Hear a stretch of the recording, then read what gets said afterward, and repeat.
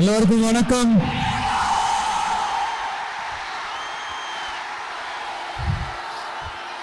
நான் பேசுறது கேக்குதா?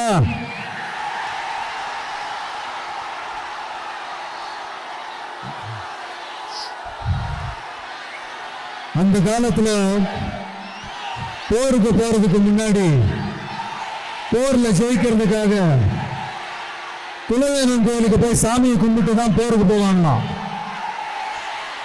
அந்த மாதிரி அடுத்த வருஷம் நடக்க போற ஜனநாயக போருக்கு தயாராகிறதுக்கு முன்னாடி நம்ம மக்களை உங்க எல்லாரையும் பார்த்துட்டு போலான்னு வந்திருக்கிறேன்.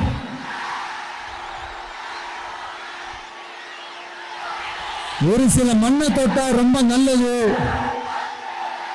சில நல்ல காரியங்களை இந்த இடத்துல இருந்து தொடங்கினா நல்லதுன்ட்டு இந்த பெரியவங்க எல்லாம் சொல்லி நம்ம கேள்விப்பட்டிருப்போம் இல்லையா? அந்த மாதிரி திருச்சியில தொடங்கின எல்லாமே திருப்பமுனைய அமைன்னு சொல்லுவாங்க. அதுக்கு நிறைய எக்ஸாம்பிள்ஸ் இருக்கு. லைக் அறிஞர் அண்ணா அவர்கள் முதல்ல தேர்தலில் நிக்கணும்னு நினைச்சதே திருச்சியில தான். நான் சொல்றது 1956ல.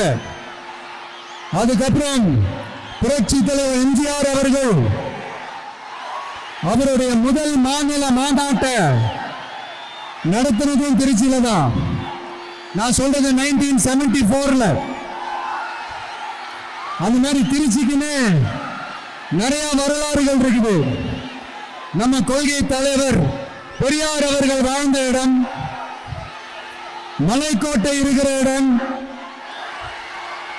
கல்விக்கு பேர் போன இடம், மதச்சார்பின்மைக்கும் மத நல்லிணக்கத்திற்கும் பெயர் பெற்ற இடம், கொள்கை உள்ள மண் இது.